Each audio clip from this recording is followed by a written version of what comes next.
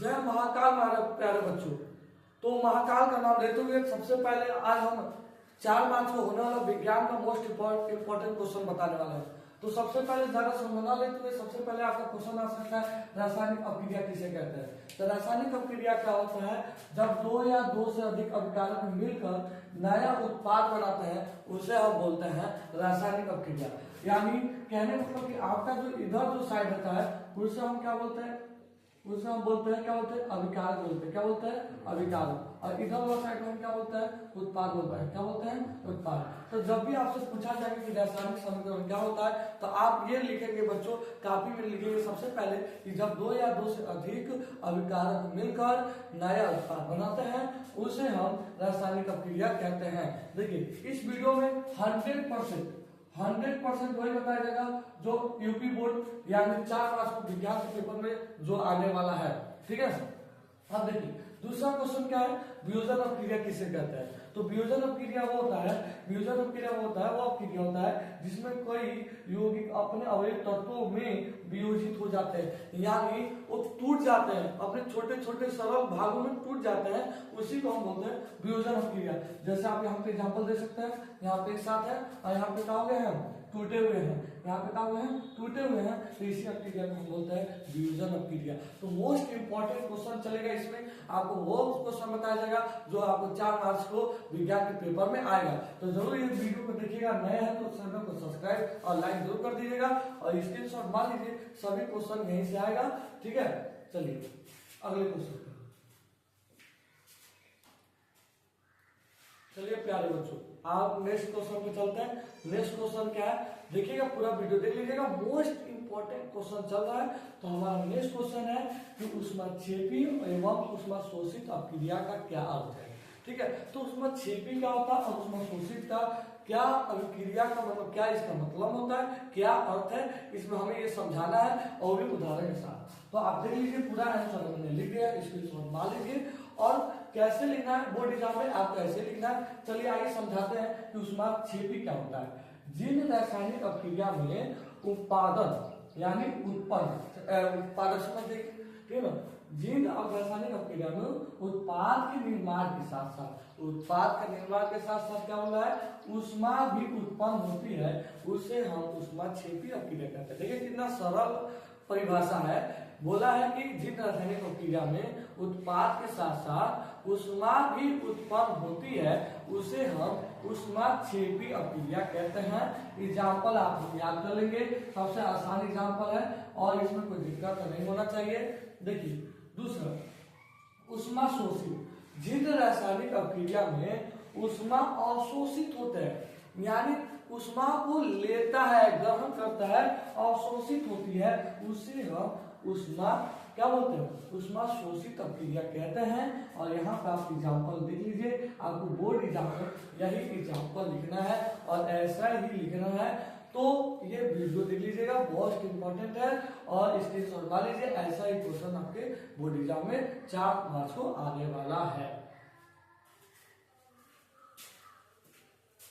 Next question दूसरा lesson से क्या आपका सोचता है? तो सबसे पहला है बहुत इंपॉर्टेंट है, उदासीनीकरण अपक्रिया क्या होता है। दूसरा क्या है? अम्ल क्षार से आप क्या समझते हैं? तो उदासीनीकरण क्या होता है? जब अम्ल क्षार एक साथ अपक्रिया करके उनके अपने प्रभाव को क्या कर देते हैं? कम कर देते हैं, तो उसी को हम बोलते हैं उदासीनीकरण। और उदासीनीकरण का अगर हम ढंग से परिभाषा होता है, जब अम्ल क्षार मिलते हैं एक साथ जब होते हैं तो उसे हम क्या बोलते हैं? उदासीनीकरण। ठीक है, तो आइए परिभाषा आपको कैसे लिखना है यहाँ पर देख सकते हैं, स्क्रीनशॉट मार लीजिए, कोई दिक्कत नहीं है। कि अम्ल क्षार से क्रिया करके उनके प्रभाव को नष्ट कर देना, वो अपने एक दूसरे प्रभाव को नष्ट कर देते हैं तथा लवण तथा जल का निर्माण करते हैं। जब अम्ल क्षार एक साथ जब क्रिया करता है ना तो लवण तथा जल का निर्माण करते हैं, तो इसी क्रिया को जो है हम उदासीनीकरण करते हैं। और जैसे आप लोग याद देख रहे हैं कि अम्ल क्षार मिल रहे हैं, तो अम्ल क्षार मिल रहे हैं तो क्या बना रहे हैं? लवण, और क्या बना रहे हैं? जल बना रहे हैं। ठीक है, यहाँ पे आप देख सकते हैं कि क्या बना रहे हैं? अम्ल क्षार मिलकर क्या बना रहे हैं? लवण तथा क्या बना रहे हैं? जल बना रहे हैं। अगर हम वही बात करते हैं कि अम्ल क्षार से आप क्या समझते हैं, तो अम्ल क्षार से आप क्या समझते हैं? तो ये इंपॉर्टेंट है कि वे पदार्थ जो जलीय विलयन में H+ आयन त्यागता है, देता है। H प्लस आयन देता है। ठीक है, तो इसमें जो है बहुत शॉर्ट से हम लिखा है कि मेन चीज यही है कि आपको सबसे पहले यही लिखना है कि जो अम्ल होता है वो जलीय विलयन में क्या करता है, H प्लस आयन देता है। ठीक है, और फिर से क्या करता है पता होना चाहिए कि नीले लिटमस पेपर को लाल कर देता है, उसे हम क्या बोलते हैं, अम्ल बोलते हैं। और वहीं पर हम क्षार के बारे में बात करते हैं, तो हमारा क्षार क्या हो कि वे पदार्थ जो जलीय विलयन में क्या करता है, OH माइनस आयन देता है। कौन सा आयन देता है, OH माइनस आयन देता है, उसे हम बोलते हैं क्षार बोलते हैं। क्या बोलते हैं हम, क्षार। और यहाँ पे आप देख सकते हैं OH माइनस आयन जो है यहाँ दे रहा है या त्याग रहा है, इसे हम क्या बोल देंगे, क्षार बोलते हैं। और क्षार जो होता है लाल लिटमस पेपर को नीला कर देता है, और अम्ल जो होता है नीले लिटमस पेपर को लाल कर देता है। आप इसको बढ़िया ढंग से अच्छे से समझ लीजिएगा, क्योंकि ये 100% ये क्वेश्चन बाबू आपका 4 मार्क्स को आने वाला है। 4 मार्क्स को ये क्वेश्चन एकदम 100% आने वाला है। आप जरूर देख लीजिए, आप पूरा स्क्रीनशॉट मार लीजिए और साइड में लिख लीजिए, जिससे आपको याद हो जाए। ठीक है, चलिए नेक्स्ट क्वेश्चन पे।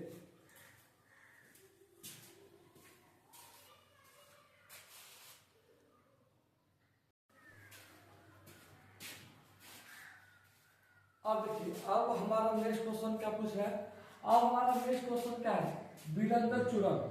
ठीक है, आपके में नमक है, साधारण नमक है, विलयन चूर्ण है, फिर से प्लास्टर ऑफ पेरिस है, तो उसमें 4-5 है, और 4-5 में से कौन सा पूछेगा। तो कई बच्चे होते हैं कि कई टीचर यूट्यूब पे जाके देखेंगे तो 5 बोलेंगे, 5 याद करो, कोई एक आएगा। तो हम कहते हैं कि कोई याद करने की जरूरत नहीं है, आपके कल के एग्जाम में विलयन चूर्ण आएगा, आपके कल के एग्जाम में विलयन चूर्ण ही आएगा, यानी ब्लीचिंग पाउडर आएगा। ब्लीचिंग पाउडर का रासायनिक नाम और शुद्ध और उपयोग लिखिए। क्या क्या बोला है, रासायनिक नाम बोला है, रासायनिक नाम और शुद्ध और उपयोग बोला है। तो यहाँ पर हम बात करते हैं तो यहाँ पे ब्लीचिंग पाउडर का रासायनिक नाम होता है, क्या होता है, यहाँ पे आप देख लोगे क्या लिखा है, कैल्शियम ऑक्सीक्लोराइड। क्या है, कैल्शियम ऑक्सीक्लोराइड तथा और सूत्र होगा क्या होगा, CaOCl2।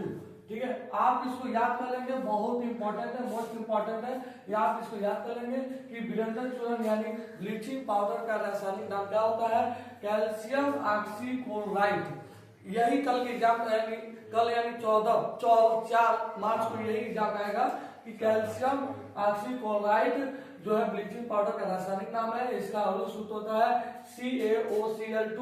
और इसका उपयोग में आप देख सकते हैं कम से 3 उपयोग लिखा जाता है, तो हमने यहाँ 3 उपयोग लिख दिया है। आप इसका स्क्रीनशॉट मार लीजिए, बढ़िया से तैयारी कर लीजिए बच्चा लोग, पूरा क्वेश्चन यहीं से आना है। तो पहला क्या है, क्लोरोफॉर्म बनाने में जानते हैं ऊन को सिकुड़ने से बचने, जो ऊन होता है क्या होता है, सिकुड़ जाता है, उसको सिकुड़ने से क्या होता है, बचाने के लिए इसका उपयोग किया जाता है। पेय जल को जीवाणु रहित, कई पानी का होता है पीने लायक होता है पर खराब होता है, इसमें जीवाणु होता है, तो अगर हम उसमें ब्लीचिंग पाउडर यानी विलयन चूर्ण का अगर यूज करेंगे तो क्या होगा, उसमें जो जीवाणु होता है, उसमें जो कीटाणु होंगे सब नष्ट हो जाएगा और वो पानी पीने लायक बन जाएगा। यही ब्लीचिंग पाउडर का काम का उपयोग होता है, ये जरूर आप लोग देख लीजिएगा। चलिए नेक्स्ट क्वेश्चन पे चलते हैं।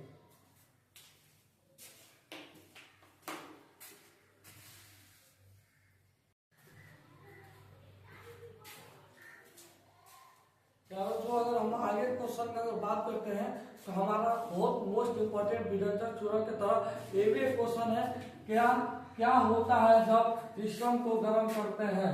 क्या पूछा है, क्या होता है जब सिस्टम को गर्म करते हैं। तो सिस्टम को गर्म करने पे हमें मिलता है प्लास्टर ऑफ पेरिस, जो इस बार 100% एग्जाम में आएगा कि प्लास्टर ऑफ पेरिस क्या होता है, ये आपको पता होना चाहिए प्लास्टर ऑफ पेरिस क्या होता है। तो अगर हम बात करते हैं जब सिस्टम को 373 केल्विन पर गर्म किया जाता है, ठीक है, सिस्टम को जब 373 केल्विन पे गर्म किया जाता है तो वह प्लास्टर ऑफ पेरिस बनता है। तो क्या होता है, प्लास्टर ऑफ पेरिस बनता है। तो प्लास्टर ऑफ पेरिस का फॉर्मूला आप देख सकते हैं, ये आपका प्लास्टर ऑफ पेरिस है। क्या है बच्चों, क्या है, प्लास्टर ऑफ पेरिस का फॉर्मूला है।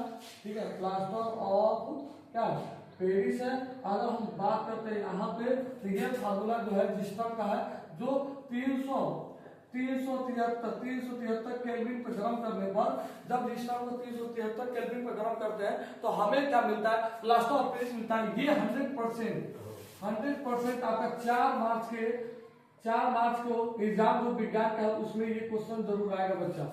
देखो ये कोई नहीं बताएगा, ये कोई यूट्यूबर नहीं बताएगा कि यही आएगा, कोई टीचर ये नहीं बता सकता यही आएगा। यही कहेंगे कि 4 याद कर लो, 2 याद कर लो, 2 में एक आएगा।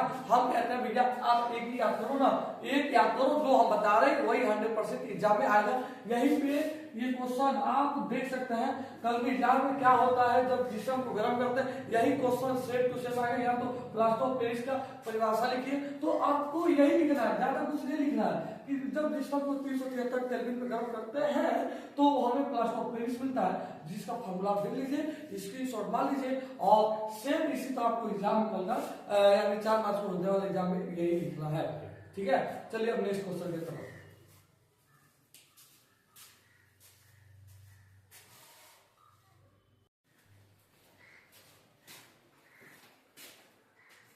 चलिए बच्चों, बढ़ते हुए क्रम में नेक्स्ट क्वेश्चन हमारा क्या है, तो नेक्स्ट क्वेश्चन हमारा बोल रहा है यहाँ पे निष्ठापन और भर्जन। तो निष्ठापन और भर्जन पे टिप्पणी भी आ सकता है कि निष्ठापन और भर्जन को पे टिप्पणी लिखिए, या तो दोनों में अंतर लिखिए, या तो ये क्या है इन दोनों को व्याख्या कीजिए। तो हम कैसे कहें निष्ठापन क्या होता है, इस पर हम खुद वीडियो बनाए, आप जाके देख सकते हैं। तो निष्ठापन की अगर बात करते हैं तो शांत लगे एग्जाम में कैसे लिखना है, पहले तो स्क्रीनशॉट पा लीजिए। आप एग्जाम में लिखिए कैसे कि शांत अयस्क को उनके गलनांक के नीचे ताप और वायु की अनुपस्थिति, यानी हवा नहीं चलना चाहिए, वहां पे वायु नहीं होना चाहिए, और गलनांक के नीचे यानी भोजपुरी में बोला जाता है आज के नीचे गर्म करने से नमी और हाइड्रोजन का ठीक है, हाइड्रोजन है, जल तथा अन्य वाष्पिक पदार्थों को बाहर निकालने की प्रक्रिया को हम क्या बोलते हैं, निष्ठापन कहते हैं। आपको पता होना चाहिए ये निष्ठापन की परिभाषा है, आप ये देख लेंगे एग्जाम के लिए। भर्जन क्या होता है, तो भर्जन भी आप देख लीजिए, मोस्ट इंपॉर्टेंट भर्जन। तो यहाँ पे क्या है, शांत अयस्क को अकेले या किसी अन्य पदार्थ के साथ मिलाकर गलनांक के नीचे वायु के नियंत्रित मात्रा की उपस्थिति में गर्म करने की क्रिया को भर्जन कहते हैं। मोस्ट इंपॉर्टेंट है, देख लीजिए, दोनों परिभाषा देख लीजिए। और 100% ये वाला जो है 4 मार्च को आने वाला है, इसमें कोई दिक्कत है, कोई दिक्कत नहीं होना चाहिए। स्क्रीनशॉट मार लीजिए, ये क्वेश्चन एक बार देख लीजिएगा, और ये क्वेश्चन जरूर एग्जाम में आएगा, 100% आएगा। हो गया क्या बोल रहा है। प्यारे बच्चों, ये कार्बन लेशन का बहुत ही मोस्ट इंपॉर्टेंट परिभाषा है, जो एकदम 4 मार्च को विज्ञान के पेपर में यही क्वेश्चन सेम वाला है। मिसेल क्या होता है, या तो मिसेल आएगा या तो साबुनकरण आएगा बच्चों। तो हम चाहते हैं कि आप 100% साबुनकरण के साथ साथ इस मिसेल की परिभाषा को आप 100% देख लीजिए कि मिसेल क्या होता है, और मिसेल के बाद आप तुरंत देख लीजिएगा कि साबुनकरण क्या होता है। तो देखिए बच्चों, स्क्रीनशॉट पहले मान लीजिए कि आपको ऐसे ही परिभाषा लिखना है, क्योंकि ये 6 नंबर का परिभाषा है, 1 नंबर भी कम नहीं, 4 नंबर का परिभाषा, 1 नंबर भी कम नहीं आएगा अगर आप ऐसे लिखते हैं। तो पहले सबसे पहले आप स्क्रीनशॉट मार लीजिए, और स्क्रीनशॉट मारने के बाद तो हम समझाते हैं कि साबुन के और वो ऐसे होते हैं जिनके दोनों सिरों विभिन्न और गुणधर्म होते हैं। जल में विलय एक सिरे दूसरे सिरे को जल रागी कहते हैं, तथा हाइड्रोकार्बन में विलय दूसरे सिरे को जल विरागी कहते हैं। जब साबुन जल की सतह पर होता है, ऐसे अणु को बड़ा गुच्छा बनाने के कारण होता है कि जिसमें जल विरागी गुच्छे के आंतरिक हिस्से में होते हैं। जब उनका आयनिक सिरा गुच्छे की सतह पर होती है, फिर इसी संरचना को मिसेल कहते हैं। वेरी इंपॉर्टेंट बच्चों, कूद कूद के नाचो और कूद कूद के इसे याद करो कि मिसेल किसे कहते हैं, और नाच नाच के याद करो कि मिसेल किसे कहते हैं, क्योंकि ये जो है 100% आ रहा है, या तो ये आएगा या तो साबुनकरण आएगा। तो हम कहते हैं कूद कूद के याद करो मिसेल किसे कहते हैं, कूद कूद के नाचो कि साबुनकरण किसे कहते हैं, क्योंकि ये दोनों में से एक 4 मार्क्स को 100% आ रहा है। ठीक है, तो आप साथ साथ ये पूरा याद कर लीजिएगा, पूरा वीडियो देख लिए होंगे और साथ में मोस्ट इंपॉर्टेंट क्वेश्चन आईयूपीएससी नाम भी हम बता दे रहे हैं कि आईयूपीएससी नाम कौन सा पूछेगा कौन सा नहीं पूछेगा। ठीक है, चलिए एक और बस। प्यारे बच्चों, हम आपको बता दें